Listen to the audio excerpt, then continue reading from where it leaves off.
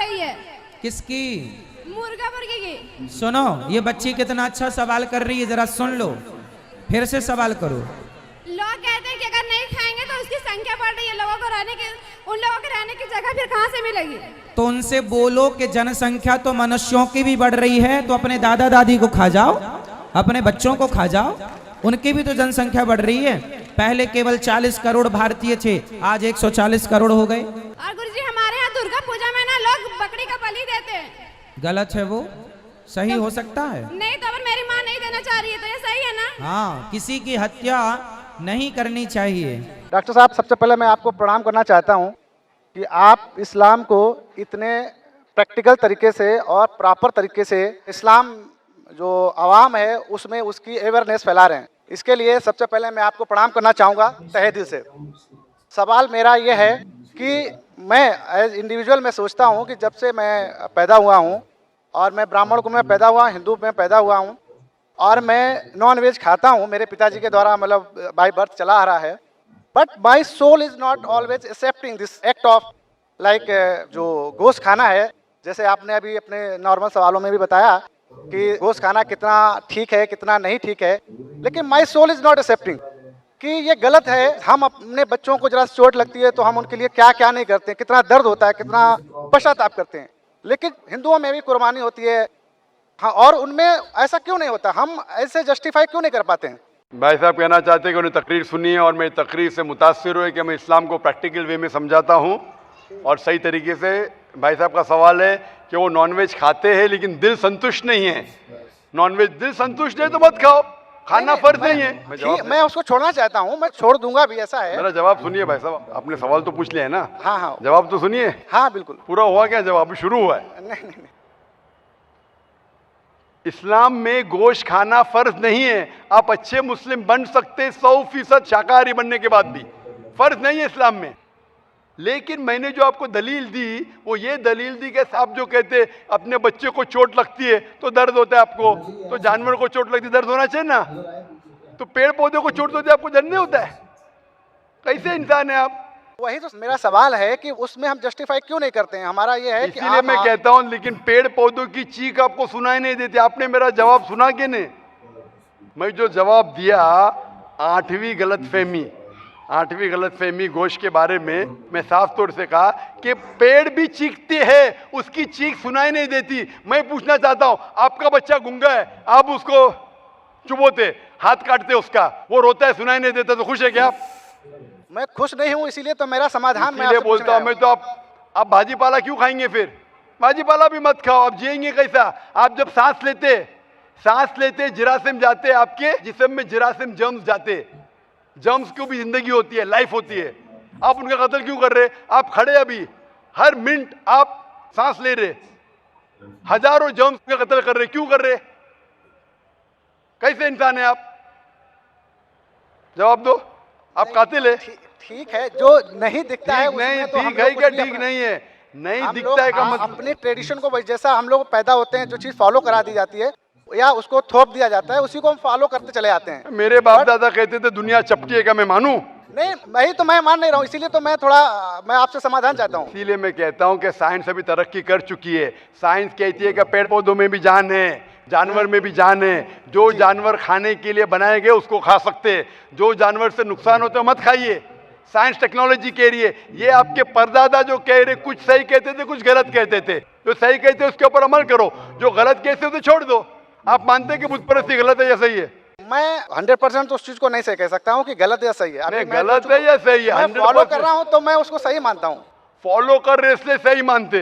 आप चोरी करेंगे तो चोरी सही हो जाती है? नहीं, आप नहीं करते। अगर एक इंसान बोलेगा मैं चोरी कर रहा हूँ इसलिए सही है, तो ये सही दलील है? नहीं, सही चोरी वो नहीं, मैं कहता हूँ कहा गया है। मैं पूछता हूँ, अगर एक चोर दलील देता है आपको कि मैं चोरी करता हूँ इसलिए सही, आप वो दलील को मानेंगे? तो वो समाज के द्वारा बता दिया गया कि चोरी गलत है, इसलिए हम उसको गलत, क्योंकि उसमें आपके किताब में साफ तौर से किसी का अहित होता है, किसी का अहित होता है। भाई साहब, आपकी किताबों में साफ तौर से लिखा गया है कि मूर्ति पूजा गलत है, बुत परस्ती गलत, फिर भी आप कर रहे। मुझे सर उतना अवेयर होता तो मैं यहाँ क्यों आता? इतना मनुष्य में आप अगर आ गए इधर तो अभी पूछ रहा हूँ, अभी अवेयरनेस आया कि नहीं? अभी आप 3 घंटे से इधर है, अभी आप अगर अवेयर नहीं होंगे तो आने का फायदा क्या आपके? आप इतने घंटे से है इधर, मेरी तकरीर सुन चुके हैं, जी। सवाल जवाब सुन चुके, जी। इतने हवाले दिया, मैं चैप्टर नंबर वर्स नंबर वेद का, उपनिषद का वो मैंने लिखा अभी माशा लिख लिए। जी। तो अभी आपको यकीन हुआ कि मूर्ति पूजा गलत है? गलत, इमेजिनरी चीज को मैं गलत तो नहीं मान सकता। आप कि घर मैं- पे जाके तहकीक कीजिए भाई साहब, घर पे जाके तहकीक कीजिए जी। और तर्जुमा पढ़िए वेद का, जी आपके उपनिषद का, और मैं कहूंगा कुरान मजीद का तर्जुमा भी पढ़िए। जी, जी, जी, तर्जुमे जरूर के पढ़ूंगा। जरिए इंशाल्लाह आप हिदायत पाएंगे। जी जी जरूर होप द पढ़ूंगा। Answer the question. मैं एक मुस्लिम लड़की से शादी किया हूँ कोर्ट द्वारा। मैं इस्लाम कबूल करना चाहता हूँ। मेरे माँ बाप मुझसे नाराज़ हैं, अपने घरों को घर से बेदखल कर दिए हैं। आज मेरे पास रहने का कोई सहारा नहीं है। आप सब मेरे भाई मेरे लिए दुआ करें कि मैं अपना मुसलमान बनने का फ़र्ज़ अदा करूं, और कोई एक मेरा अच्छा सा नाम चुन के रख दीजिए।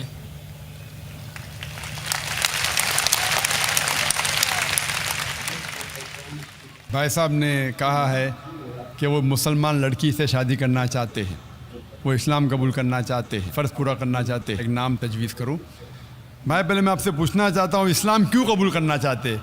मुस्लिम लड़की से शादी करने के लिए कि अल्लाह के अहकामात पे अमल करने के लिए?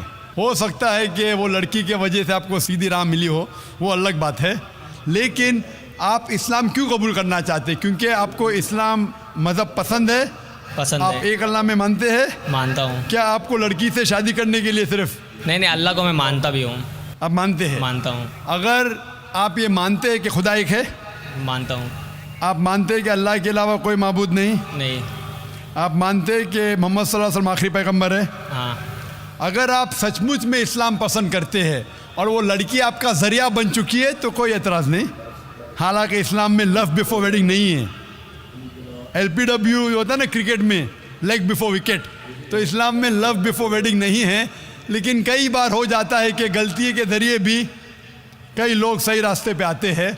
लेकिन आपको सच्ची में अगर मज़हब पसंद है और आप कबूल करना चाहते तो कोई हर्ज नहीं। हमें पसंद है, आप पर कोई भी ज़बरदस्ती कर रहा है, कोई नहीं, वो लड़की आप पे ज़बरदस्ती करे कि कबूल करो, ऐसा कोई बात ही नहीं है। ऐसी कोई बात नहीं। कोई आप पे जोर लगा रहा है? कोई नहीं, सब खुश है और हम भी खुश हैं, हमारे परिवार भी खुश है। माशाअल्लाह। तो अगर आप सचमुच इस्लाम को पसंद करते हैं और कोई आप पे ज़ोर ज़बरदस्ती नहीं कर रहा और इस्लाम कबूल करना चाहते, बेशक कर सकते हैं। मैं अरबी में कहूँगा, आप उसको दोहराइए। जी। अशहदु अस्सदु अल्लाह अल्लाह इलाहा इलाहा इल्लल्लाह इल्लल्लाह व अशहदु वासदु अन्ना अन्ना मोहम्मदन मोहम्मदन अब्दुहु अब्दुहु व रसूलुहु। रसूलुहु। मैं गवाही देता हूँ मैं गवाही देता हूँ कि कि अल्लाह के अलावा अल्लाह के अलावा कोई माबूद नहीं कोई माफूद नहीं, और मोहम्मद मोहम्मद सल्लल्लाहु सल्लल्लाहु अलैहि वसल्लम अलैहि वसल्लम उसके बंदे उसके बंदे और पैगंबर है। और पैगंबर है। माशाअल्लाह, आप मुसलमान हो गए। आपने कहा कि मैं आपके लिए कोई नाम सजेस्ट करूं, जो नाम मेरे जहन में आ रहा है। आप अपना नाम बिलाल रख सकते हैं। जी। बिलाल, बिलाल। बिलाल। और मैं दुआ करता हूं कि आपकी जद्दोजहद को कबूल फरमाए, और मैं दुआ करता हूं कि आपकी जो मुश्किलात है उसको हल करे। आपने कहा कि मैं घर से बेदखल हो चुका हूं, आपके पास घर नहीं है। मैं अल्लाह से दुआ करता हूं, लेकिन ये दुनिया जो है, ये ज़िंदगी इस दुनिया में बहुत छोटी है। कुरान में लिखा है सूरह मुल्क में चैप्टर नंबर 67 आयत नंबर 2 में, अल्लज़ी खलक़ल मौता वल हयाता, अल्लाह सुब्हानहू व तआला ने ज़िंदगी दी और मौत दी है ताकि इंसानों को परखे कौन इनमें से अच्छा है। ये ज़िंदगी बहुत छोटी है। आखिरत की ज़िंदगी हमेशा के लिए। ये ज़िंदगी कितने साल की? 50 साल, 60 साल। कोई इंसान 10 साल बाद मरता है, कोई 20 साल, कोई 60 साल, कोई 80 साल। एवरेज आता है 50 साल, 60 साल। आखिरत की ज़िंदगी तो हमेशा के लिए है। मैं दुआ करूँगा कि आखिरत के लिए अल्लाह सुब्हानहू व तआला आपके लिए एक घर रखे जन्नत में। जिस तरीके से बीवी आसिया जो फ़िरौन की बीवी थी, लिखा है सूरह तहरीम में सूरह नंबर 66 आयत नंबर 11, वो अल्लाह ताला से दुआ करती है। वो बीवी थी फ़िरौन की, जो सबसे ताकतवर इंसान था, सबसे मालदार इंसान था। वो दुआ करती है अल्लाह से कि इस सारी दुनिया की जायदाद को मैं ठुकराना चाहती हूँ, इसके बदले में मुझे एक घर दो जन्नत में अल्लाह के करीब। तो पहले मैं दुआ करूँगा कि अल्लाह ताला आपको जन्नत में घर दे। और दुआ करूँगा कि इस दुनिया में जो दुआ है सूरह बकरा की सुना नंबर 2 आयत नंबर 201 में, रब्बना आतिना फिद दुनिया हसनतों, कि अल्लाह सुब्हानहू व तआला हमें इस दुनिया और आखिरत दोनों में हमारे लिए अच्छा फरमाए। मैं दुआ करता हूँ कि आखिरत के अलावा इस दुनिया में भी जो भी आपकी मुश्किलात है अल्लाह सुब्हानहू व तआला उसको दूर करे और आपको अमन की ज़िंदगी बसर करने की तौफीक फरमाए इस दुनिया और आखिरत में भी। Hope the answer the question.